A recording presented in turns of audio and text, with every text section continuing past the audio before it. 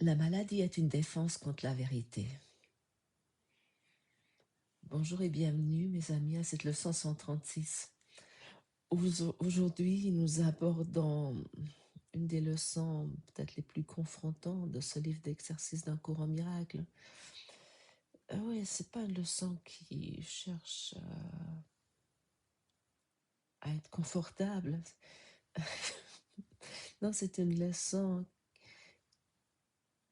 qui ne parle pas du corps comme le monde en parle. Et c'est surtout une leçon qui nous demande une honnêteté intérieure immense. La maladie est une défense contre la vérité. Ouais, et puis cette première phrase, peut-être quelque chose en nous se contracte déjà. Parce que pour l'ego, qu'est-ce qu'il entend là? Une accusation peut-être, ou une négation de la souffrance, ou si ça peut faire apparaître une culpabilité. Mais il ne s'agit pas de ça. Du coup, on ne dit pas, dit jamais de la douleur humaine n'est pas vécue. Il ne dit pas non plus que, ouais, oui, derrière toute souffrance, il existe une croyance peut-être plus profonde. Oui, la croyance que nous sommes séparés de notre source. Et la maladie devient alors un langage. Ouais, c'est une manière pour l'esprit de rendre cette séparation réelle. Et beaucoup de personnes ne constatent pas comment ils s'attachent sans cesse à ce corps. Par exemple, on a les épaules tendues, ou on a la boule au ventre, ou la mâchoire serrée. Et le corps, au fur et à mesure, ouais, il emmagasine ça. Parce que on oppresse peut-être des vieilles peurs ou de la colère, ou peut-être un deuil, ou peut-être ce sentiment incessant qu'on doit fonctionner. Et puis ça se démontre dans le corps.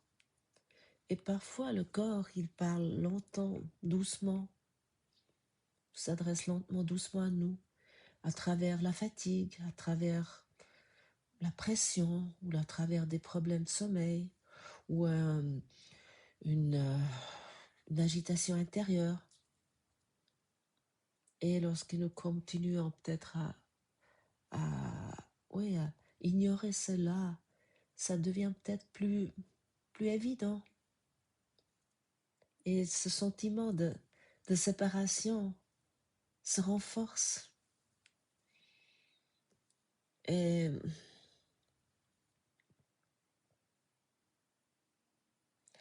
toute maladie a comme cause la séparation.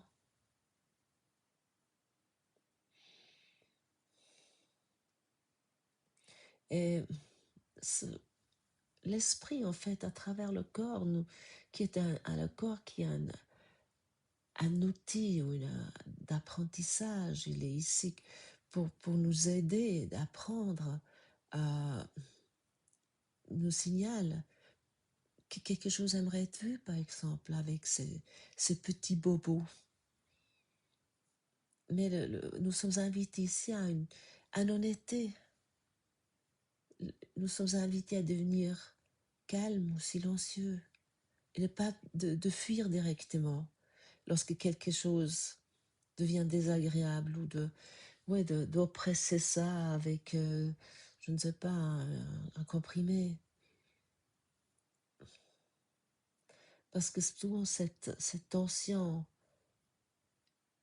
est parce qu'on s'est adapté des décennies, où on s'est retenu intérieurement.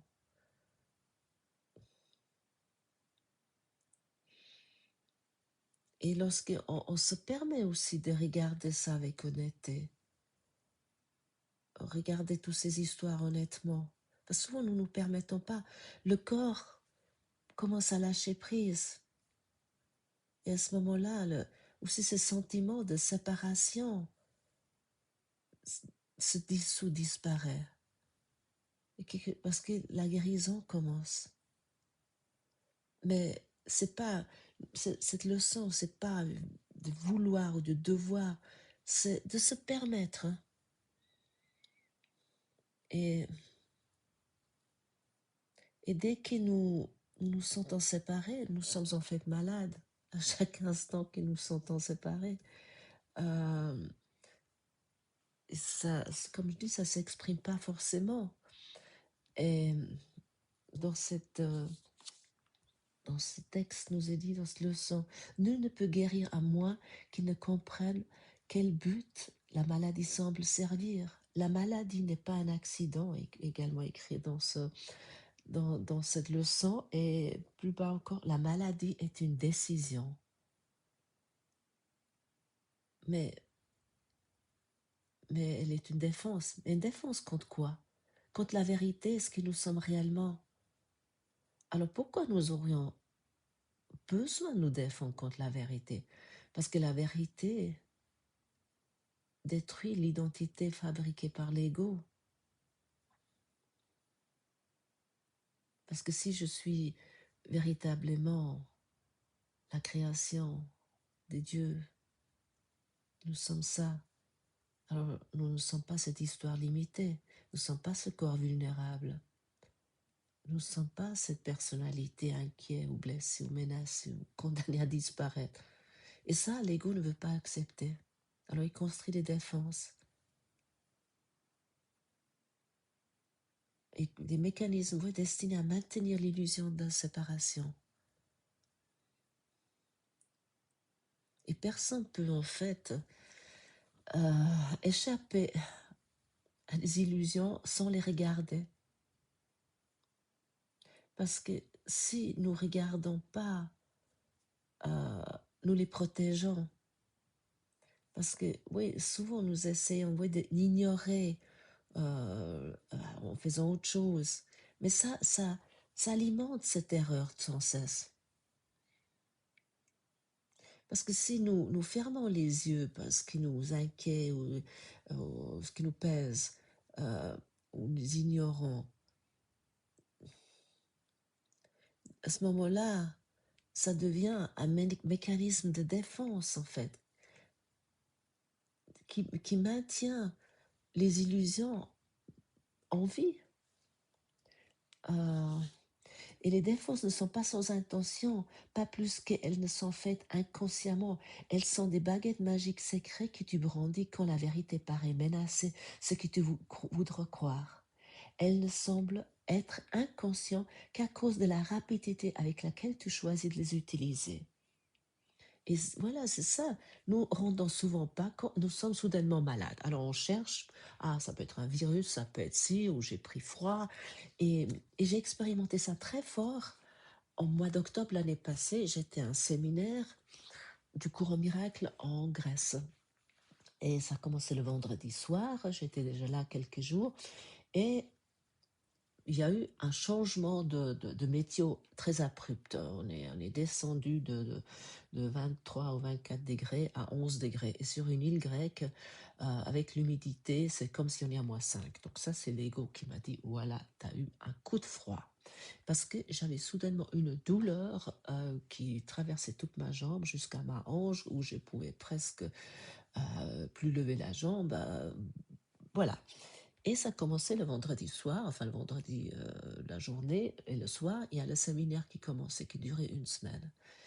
Et bien sûr, je me suis dit, ouais, bon, je suis en conflit d'autorité, peut-être avec l'enseignant qui anime ce séminaire, etc. Je suis dans la séparation. Alors bien sûr, j'ai constaté, je me dis, ok, je suis dans la séparation. Jusque-là, j'ai lâché prise ça, j'ai donné ça, mais ça continuait. Et ça continue, je suis retournée en Suisse, ça continue, j'ai vu des thérapeutes, elle m'a même dit, une ostéopathe m'a dit, mais il y a dû avoir quelque chose qui s'est passé en Grèce qui n'est pas que l'humidité, et etc. J'ai continué à mon travail, mes pardons, et que dernièrement, j'ai eu vraiment cette prise de conscience. Je me suis approchée de la vérité, je me suis approchée de, on pourrait dire, oui, de la lumière, vraiment.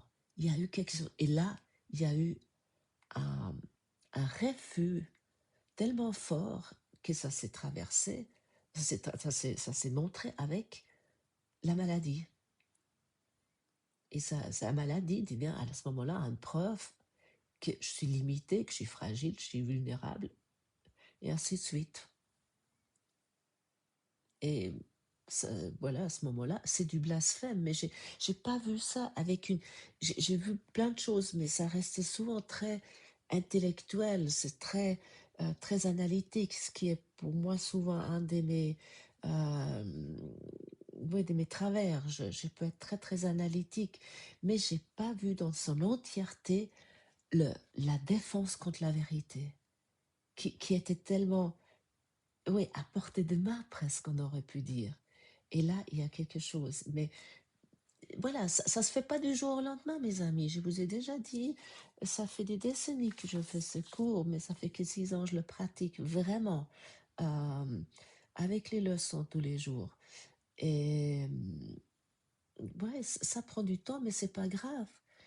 J'ai encore maintenant cette douleur parfois un peu, mais ça me montre directement où je suis dans la séparation et où je m'oppose à nouveau à la vérité. C'est souvent après que j'ai eu des périodes où je suis vraiment dans l'unité et soudainement, il y a une partie de moi qui ne veut pas encore. Mais ça peut pas, c'est cette dissociation qui nous faisons souvent. Euh, et c'est là, ça nécessite notre vigilance. Euh, Ça demande une réinterprétation. Ça ne demande pas maintenant de nier le corps, non. C'est pas ça du tout. Euh, Ça demande de reconnaître la cause réelle de la souffrance.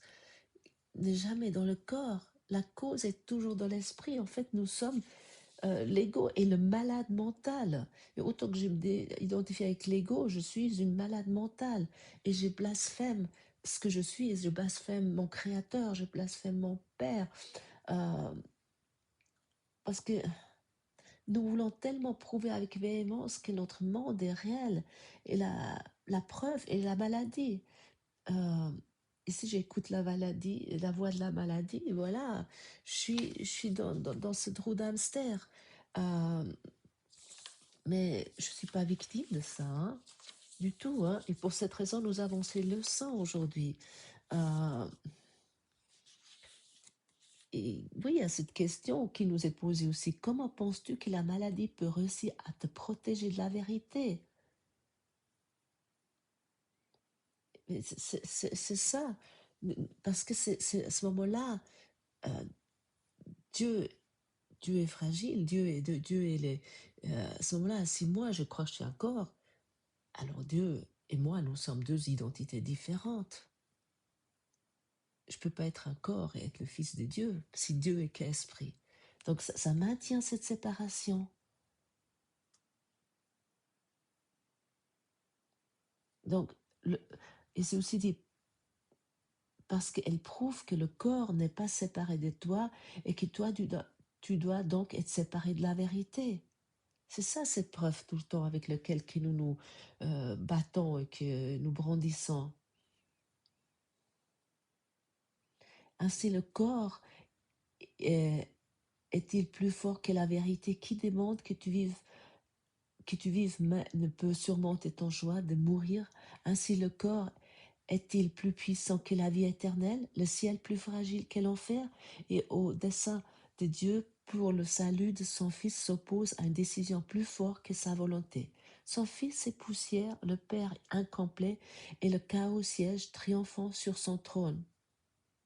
Tel est le plan que tu fais pour ta propre défense. Voilà, c'est ça c'est les plans de l'ego. Mais or, qui croit aux illusions si celui qui les a inventées? Ça, c'est une question. Qui croit à ça? C'est qui les a inventées? Nous, notre esprit divisé. Qui d'autre peut avoir peut les voir y réagir comme s'ils étaient la vérité. Mais nous ne sommes pas victimes de ça, non. Les défenses sont des plans pour vaincre ce qui ne peut être attaqué. Ce qui est inaltérable ne peut changer. Ce qui est entièrement sans péché ne peut pécher. La vérité veut simplement te donner le bonheur, car tel est son but. Et c'est ça aujourd'hui, nous voulons vraiment de voir d'abord clairement comment nous fonctionnons, parce que si nous ne regardons pas, nous ne pouvons pas, à ce moment-là, ça reste très intellectuel. La maladie est une défense contre la vérité, ok, je suis dans la séparation, mais vraiment de le ressentir et de lâcher cela. J'accepte la vérité, ce que je suis, et je laisse vraiment l'esprit être entièrement guéri aujourd'hui. Et ça ne sont pas que des jolies phrases. Et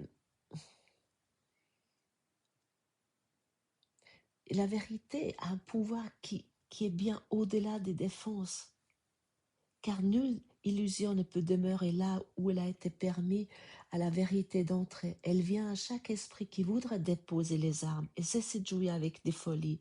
Elle est trouvée à n'importe quel moment aujourd'hui si tu choisis d'exercer à accueillir la vérité.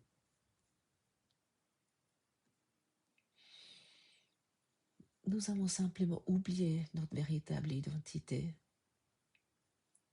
Et c'est cette amnésie spirituelle produit ces peurs, ces attaques, ces maladies, ces souffrances. Euh, et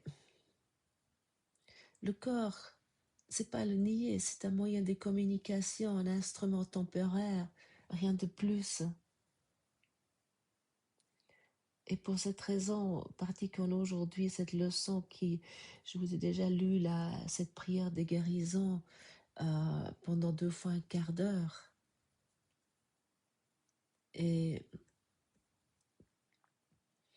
c'est vraiment une invitation aujourd'hui d'abandonner cette guerre intérieure, de cesser de croire que nous sommes séparés. Parce que derrière chaque demeure, chaque défense, ouais, il y a cette vérité intacte, ce qui nous sommes. Et quand les défenses tombent, la vérité peut enfin être vue, enfin être expérimentée. Et faisons cela aujourd'hui ensemble. Et d'ailleurs, c'est dit encore dans le paragraphe 19, j'aimerais vous partager cette phrase. Or, cette protection a besoin d'être préservée par une attention vigilante. Si tu laisses ton esprit abriter des pensées d'attaque, céder au jugement ou faire des plans contre l'incertitude à venir, tu t'es encore mal placé et tu fais une identité corporelle qui attaquera le corps car l'esprit est malade. Et puis là, nous avons un remède immédiat, dit Jésus, avec encore une petite prière. J'ai oublié ce que je suis réellement car j'ai pris mon corps pour moi-même. La maladie est une défense contre la vérité, mais je ne suis pas un corps et mon esprit ne peut pas attaquer. Ainsi, je ne peux pas être malade. Merci d'avoir passé ce moment avec moi et je vous retrouve demain.